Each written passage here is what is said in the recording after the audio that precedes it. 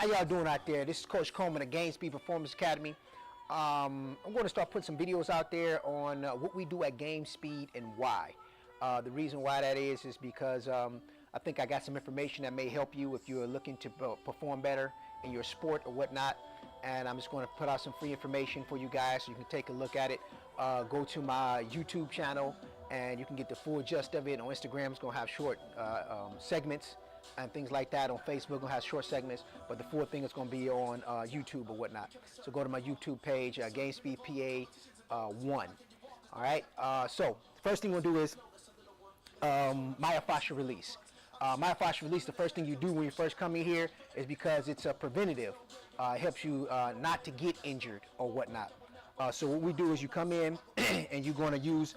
These are the things that we use for myofascial release. We got all kind of different balls, gadgets, PVC pipes or whatnot, and that we use for myofascial release. Just to give you a little bit on what myofascial release is. You have a fascia of your muscle. It's a self-treatment of that particular muscle of the sheet of the muscle. I ain't gonna say it's muscle. It's a sheet that goes over the muscle. It's a kind of a connective tissue that goes over the muscle, over the structures in your body or whatnot, and sometimes it gets real stiff. The reason why that it gets real stiff is because of overuse, some type of trauma or inactivity, things like that. And the traumas that we think with the traumas that happen is when you actually work out. When you work out, you cause trauma to the muscle. Traumas, things like that to the muscle starts to get really stiff.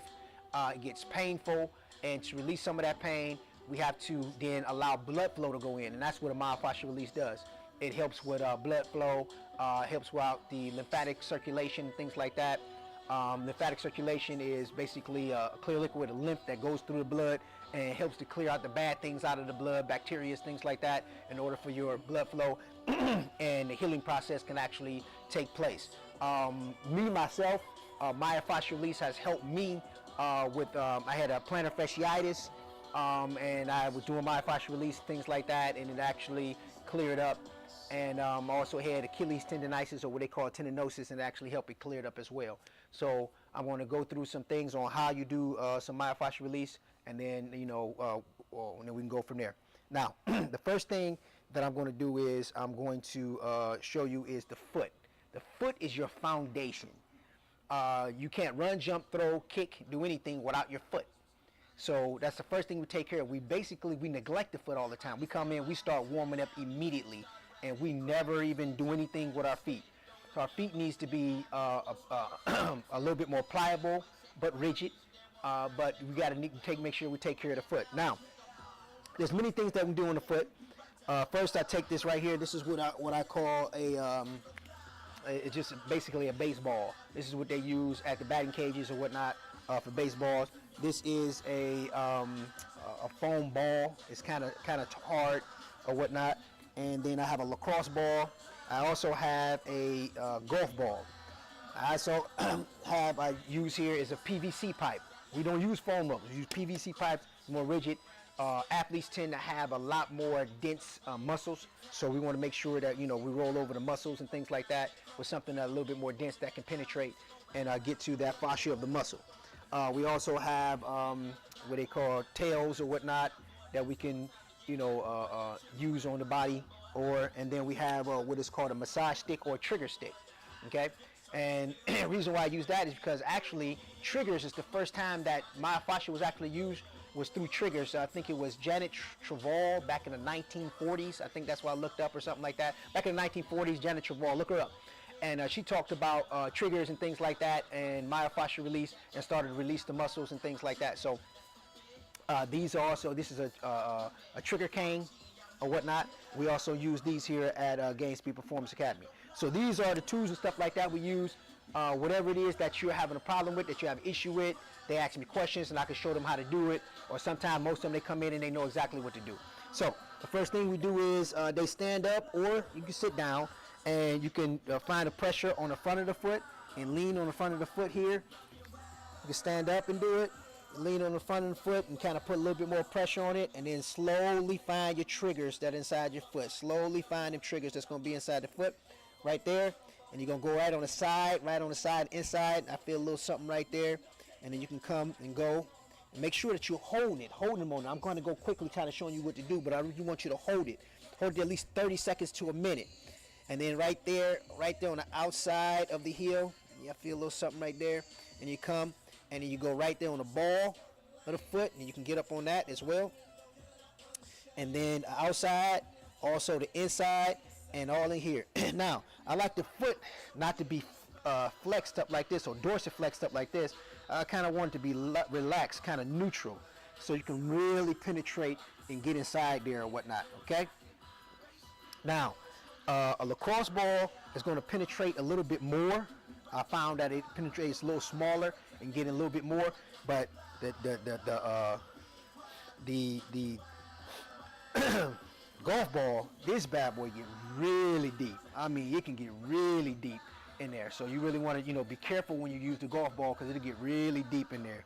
All right. So we roll out the feet, the bottom of the foot, get that going, and then next thing we go is to the Achilles tendon. Now, the Achilles tendon, I usually take my PVC pipe, because it rounds off and you can kind of get the tendon like right on top of it, right there, and get right up on that Achilles tendon here. And then I like to go cross fiber, side to side,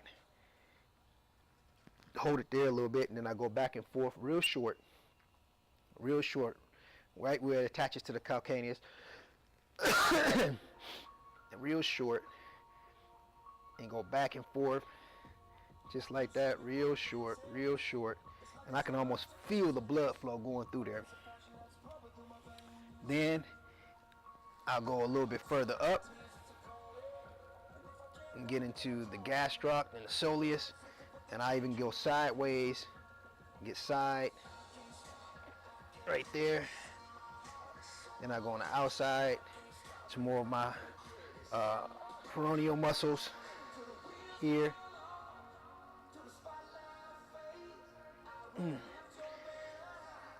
Yep. But also, you can get real deep with the ball, and I try to get deep and try to find and try to get to what is called your posterior tibialis. Try to get deep on there, because sometimes your posterior tib can cause some problems when you're trying to plantar flex. So I'm going to get up in there, find that, and push down. Ooh, right there. And you got to look for it. You just got to find the triggers. You got to find them. And get right there. Try to get deep and try to get to that posterior tib. Go up and down the soleus. And like I said, get on the gastroc. There's two heads of the gastroc. You want to get both sides. And then you want to go and get on those peroneal muscles too. And you feel something like right there. And you want to hold that. And then sometimes put one foot on top of the other. And then you don't even have to really hold yourself up. You can kind of get to the muscles like this and kind of relax and hold it right there. And then just move up just a little bit and go side to side and really get some of them triggers that are right there. So I want to put out some more videos. I just want to go over, like I said, the calves, peroneal muscles, and the foot, and those muscles right there are going to get you going, especially, if you're a sprinter, which most people are sprinters. They really don't realize it. You play lacrosse, football, basketball, soccer, field hockey, you got to sprint. So when you're playing any type of sport or anything like that, you got to sprint. You want to make sure that you're, got those things going on. That's going to help you with the health of your ankle, with the health of your Achilles, injury prevention or injury reduction, and get you to be able to be out on the field court or the track longer without getting injury or whatnot. So I'm going to put out some more videos. I'm going to go up the whole leg and show you guys on next time on how to do the quadricep, hamstrings, abductors and adductors, and I'm going to go all the way up into the gluteus maximus. All right, so that's what I got for you guys today. Like I said, if you like this, if this was good information and stuff like that for you, please subscribe to my page or whatnot. Come check me out on Instagram. It's GameSpeedPA. Also on Twitter, GameSpeed PA, and go to GameSpeed PA 1, GameSpeed PA 1 for the YouTube channel. So, you guys, I want you to think always on performance. Always thinking on performance. Train for performance, not just fitness. Because a lot of times we train on fitness and we're not training on performance, and then we make ourselves, structurally incorrect. That we end up, having stuff that's hurting and bumps and bruises and things like that we're not supposed to have structurally. And we can actually, correct that by, first of all, doing the myofascial release and doing our exercises and movements and things like that correctly as well. So we can have our form and technique down. So remember, always train for performance, not just fitness. And I'll talk to you guys soon. This is Coach Kelman at GameSpeed Performance Academy. See you soon.